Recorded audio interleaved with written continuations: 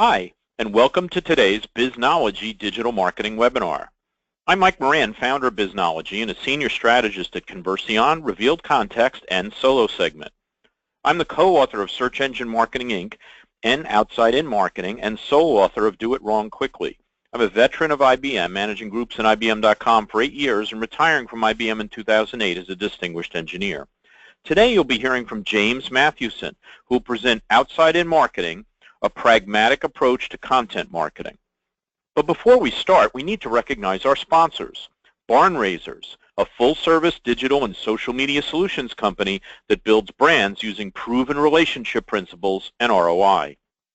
Gagalamp empowers companies to amplify their social media content by leveraging employees, partners, and resellers. Try Gagalamp for free today. Gerris Corp, a full-service digital strategy firm that reaches deeper into the conversation than any other agency anywhere.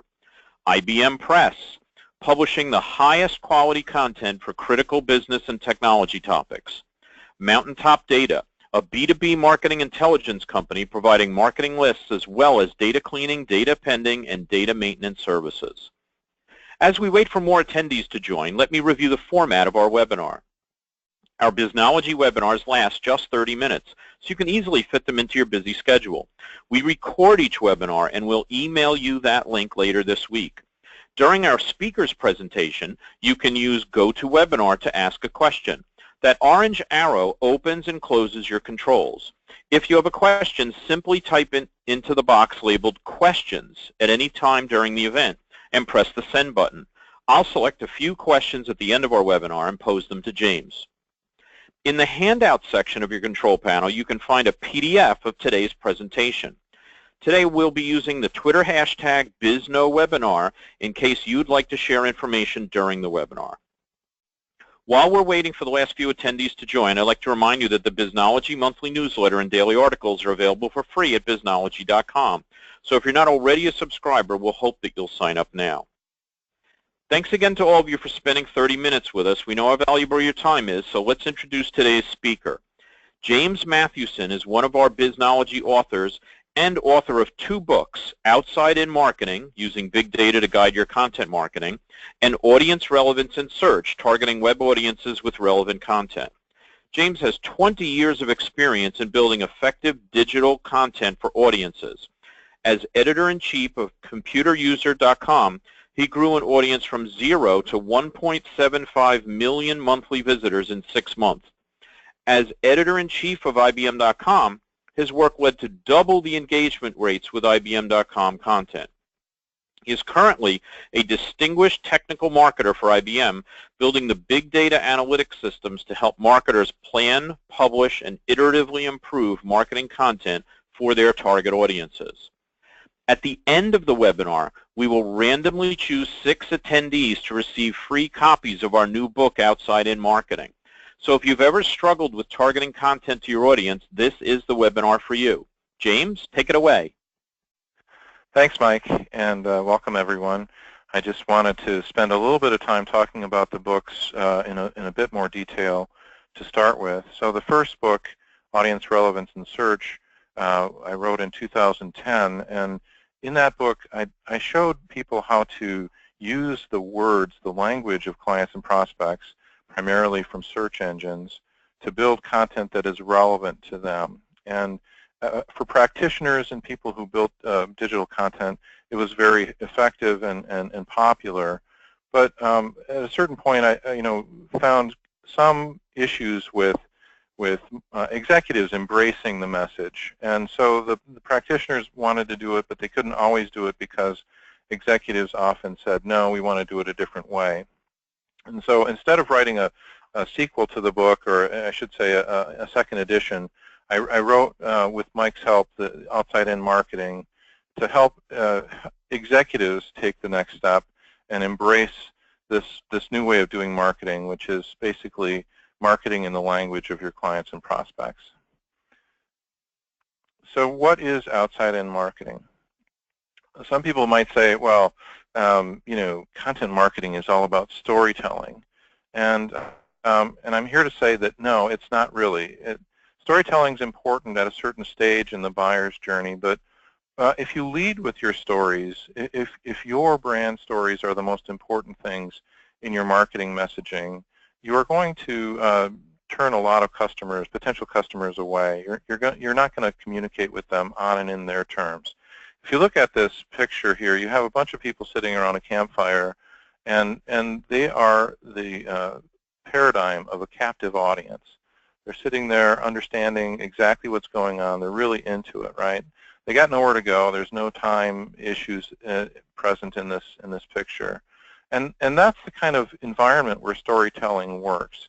But on the web, people are not captive. They're active. They're interested. They're moving around. They're trying to find the information they're looking for in the shortest possible time and with the least amount of effort. And so storytelling has its place, but it doesn't work particularly well in digital. And if you think of content marketing as storytelling primarily, then I think you're not going to get to a pragmatic approach to content marketing. Another common way of characterizing content marketing is through branded content. You think about custom publishing, both in print and digital, and building these experiences that you then send out and distribute and syndicate around to different places with your brand stamped all over them. And the kind of content marketing that we're talking about with OutsideIn Marketing is not branded content. Yes, you have to build your brand, but there are ways of doing it using client language that are much more effective in digital than if you're constantly stamping your brand on everything and thereby saying, I won't talk to you unless you can understand what my brand is. And really, most people don't understand what your brand is until they are given messages on and in their terms. So what is OutsideIn Marketing? And I like to use InsideOut Marketing as sort of a counterfoil for it. So, you know, branded content using company brand language primarily throughout your marketing messages is InsideOut Marketing. Whereas in OutsideIn Marketing, we use client language. We try to understand what clients are looking for, primarily through search, what the user intent of their queries are in search. We try to build content for their buyer journeys that matches those queries. And rather than pushing content to them unwillingly, we attract audiences to our content. This good content that is on and in their terms pulls them into your experiences and helps guide them through their buyer journey. InsideOut Marketing requires heavy and broad advertising. You have to get their eyeballs in front of your content, and they don't just do that by accident. And so you spend a lot of money pushing stuff to the various different channels to get them to see your content and to use it. Whereas with OutsideIn Marketing, you don't necessarily need advertising at all, but if you do have advertising budgets, you can just use them to amplify the natural traffic that you're getting and the natural engagement that you're getting from your efforts. InsideOut Marketing interrupts audiences. It basically, you think about the paradigm of sitting in front of the television and sitting back and watching a program and then having a break for advertising, and what the mental model of that is. You're creating cognitive dissonance in the minds of the audience, and they're not so inclined to accept your messages unless there's some sort of gimmick or trick to them. Whereas with OutsideIn Marketing, you're basically intercepting them on their natural journeys through their content information cycles and trying to get them to use your content as part of that information journey. And the mental model for that is that they're already engaged and they're already with you. You don't have to use a trick or any sort of gimmick to convince them. And then the other thing about InsideOut Marketing that is somewhat ineffective is the fact that it creates a lot of these one-time campaigns. As soon as a campaign is done, as soon as it's been played, you know, it's sort of discarded, and then we start with a new campaign. And in digital, this creates a lot of what we call space junk. You have these fragments of old campaigns with messaging and branding that are no longer acceptable to the company, and expunging that from your digital experiences and building an experience that works for your clients and prospects with all this space junk in the way can be very harmful to your customer experiences. Whereas with outside-in marketing, you use what we call evergreen campaigns. You understand what language they're interested in, and you build content around that language. And the content grows. You improve it as you measure and iterate and improve over time, and eventually you have something that has a large audience, regular people engaging with it, and you in that context you can amplify with a campaign or two, but those are just again, they're sort of like your advertising, your narrow, targeted, small things. The other thing about Inside Out is the fragmented media. I mentioned all the space junk. Expunging from your digital experiences these old brands, such as in IBM, it was no small feat to take Smarter Planet out of our site, and all of the ways in which our content was interwoven into the Smarter Planet campaign became a real challenge for us. But if you use evergreen content, if you're not talking about smarter or anything, you're just talking about whatever that thing is, you can integrate the media together so that the content that comes from starting with search query analysis and leads to content that works in digital can then be used in other media as well. It's not as though when people are in digital they think fundamentally differently than they do elsewhere. It's just that there are different interaction patterns. So that's the whole approach, is creating integrated media by starting with the language of your clients and prospects. And that's ultimately what we mean by a pragmatic approach to content marketing. So just a little bit of reasoning as to why. I built my first search course for IBM.com in 2007. And by 2008, people were saying search is dead. And the whole mantra of search being dead has been a continuous theme for the last 8 years. And really, this chart shows why that's just not true. Sure, search query volumes have leveled off on the desktop, but in mobile, we're seeing huge query volumes, and primarily what we're seeing is queries that are formed in the form of a question because they're voice queries. So voice search is a huge trend that we see, and it actually makes it easier to understand what the user intent is behind a query when somebody asks a question in natural language. And really all you have to do is mine those questions that they're asking and answer them in ways that are accessible to them. And really that's the spirit of trying to do outside-in marketing from a writing perspective. The other thing that we see is that back when search was relatively in its infancy, people searched a lot on brand names, and branded queries have consistently dropped over the last 10 or 11 years. And in place of branded queries, we see a lot of unbranded queries. So basically, they're asking questions about their own problems. They're trying to find solutions about things that are in their language, and they're trying to ultimately find the solutions to those problems on commercial sites. So that's your job, is to mine those unbranded queries, and when they land on your content that is brand neutral, to condition the conversation towards your brand ultimately, but only when they're ready. And here's a quick way in which that works. First of all, let me back up a little bit. So how do we create clear content? Clarity is secured by using the words, nouns and verbs alike, that are current and ordinary.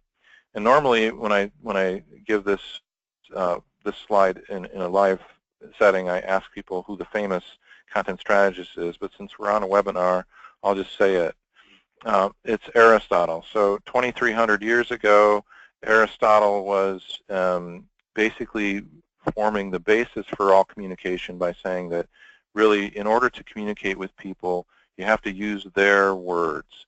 And their words, again, we mine primarily through search queries, although we can also do social media listening to find out what the words that are common and ordinary are. And the way Google says it is focus on the user and all else will follow. And that's really what we're trying to do. We're trying to build user-centered content systems. And in order to understand what those users are saying and asking, you basically, again, you mine their queries. So Google becomes a proxy for what the user is looking for. So here's a user, Emily, and in every, it's very simple, really. In every decision point of Emily's journey, well-designed content is a differentiator between success and failure. So let's just say that Emily searches on something and clicks an organic result and lands on your page. She's going to scan it for relevance.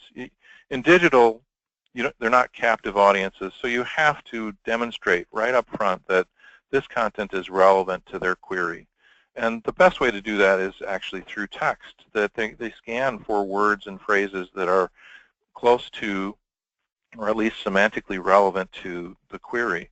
And if you don't have that text above the fold, they're going to bounce. So the first decision point is to build content that is easy to scan and understand.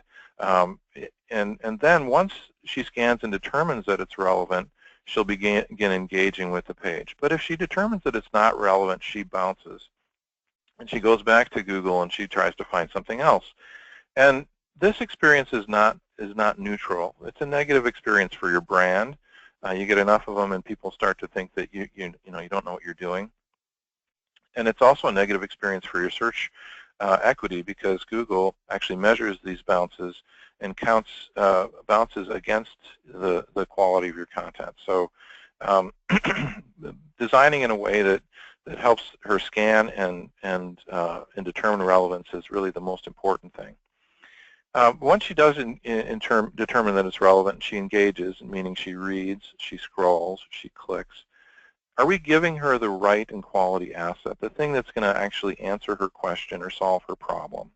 And that's the second decision point. And again, if you don't provide that, then it's another, you lose. It's another potential to create an adversary. But if you provide something that actually answers her question or solves her problem, you win. And now you have somebody who's an advocate. So this is how we brand using the language of our clients and prospects. We create experiences that users can begin to trust our brand because we're providing them with the content that they need to solve their problems. So that's for one particular query. Let's take a whole client journey.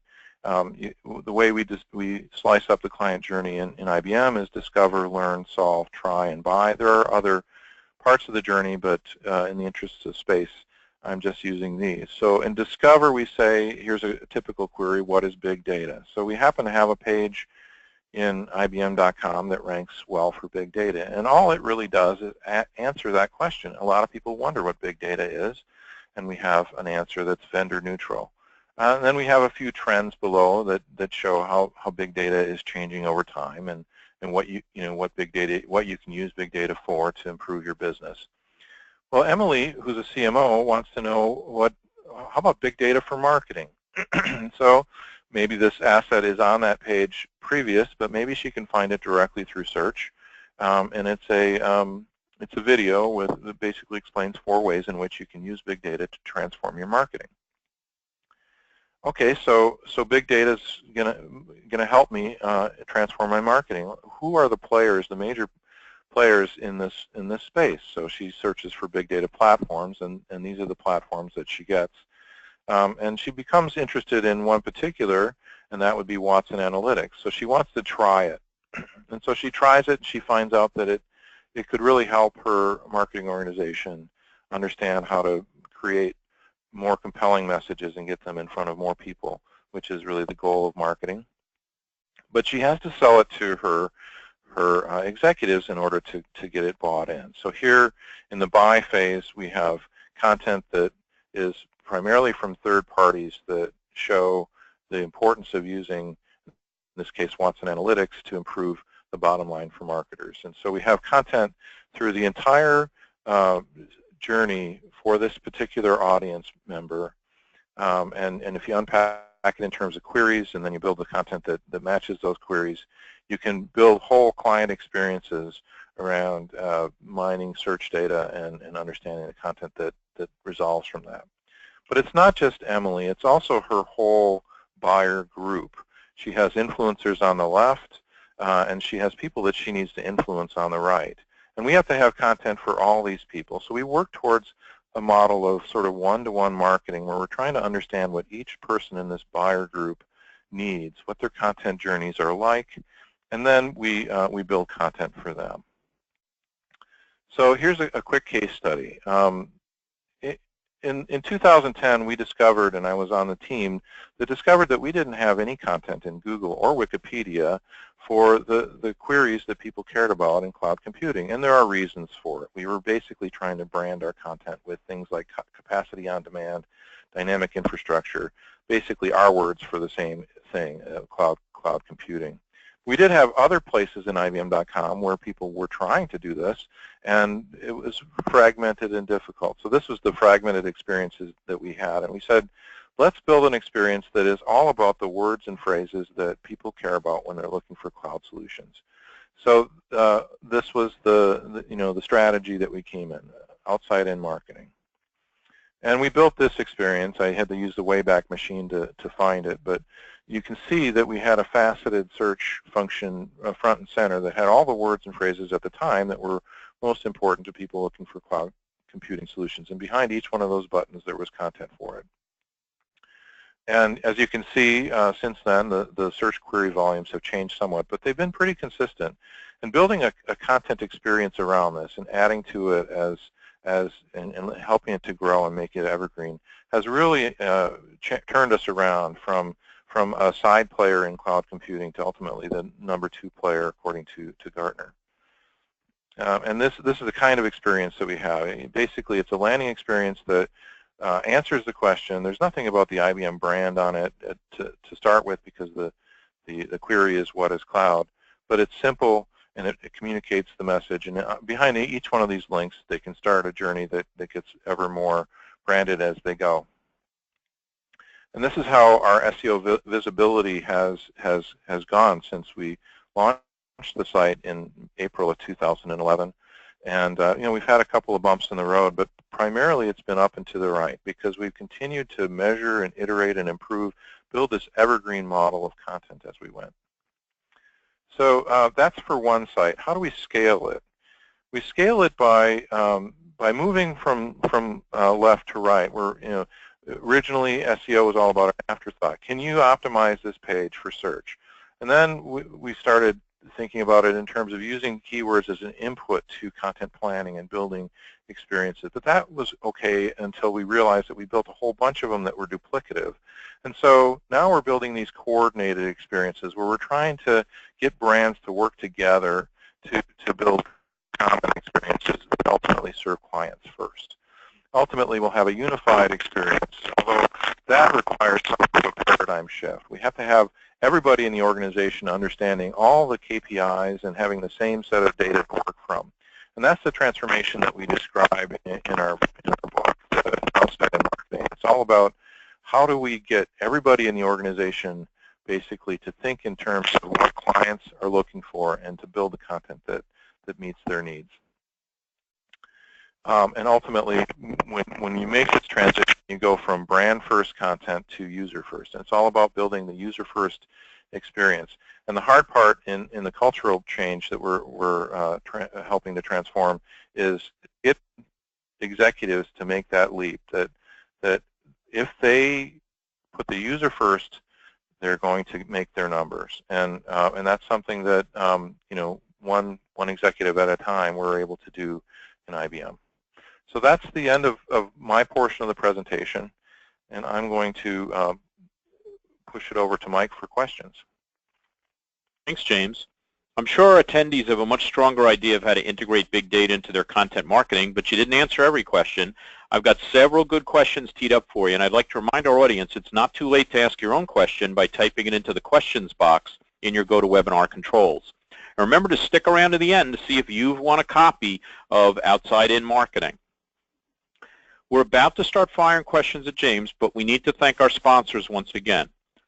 Barn Raisers, a full-service digital and social media solutions company that builds brands using proven relationship principles and ROI. GaggleAmp empowers companies to amplify their social media content by leveraging employees, partners, and resellers. Try GaggleAmp for free today.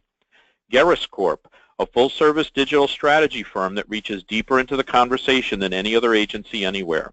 IBM Press, publishing the highest quality content for critical business and technology topics. Mountaintop Data, a B2B marketing intelligence company providing marketing lists as well as data cleaning, data appending, and data maintenance services. Now on to your questions. Our first question, James, is, do I have to stop doing inside-out marketing, or should I be doing both? Well, certainly you can do both, and they can complement one another as long as you have a system of understanding how the two work together. So I like to think about it as the outside-in approach is to gather prospects into your content, and then you're conditioning the conversation towards a branded message. And once you have the branded messages built, then you can push those to people. But if you understand who they are, you can do a better job of targeting your push inside-out approach towards them. Where inside-out doesn't work is you don't have the segmentation of who the audience is and who's going to be receptive of these messages. But like for email marketing, you know who you're talking to, you know who what their concerns are, and you have the branded content that can meet their needs. Go ahead and send that to them in a targeted one-to-one way. Very good. Next question, how do I figure out what customers want so that I can do outside-in marketing?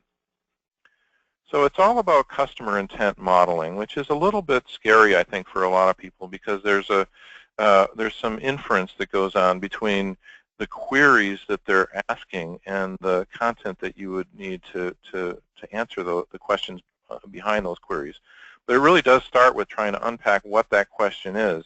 As I said in the talk, more and more all the time people are using voice, so they're actually asking questions.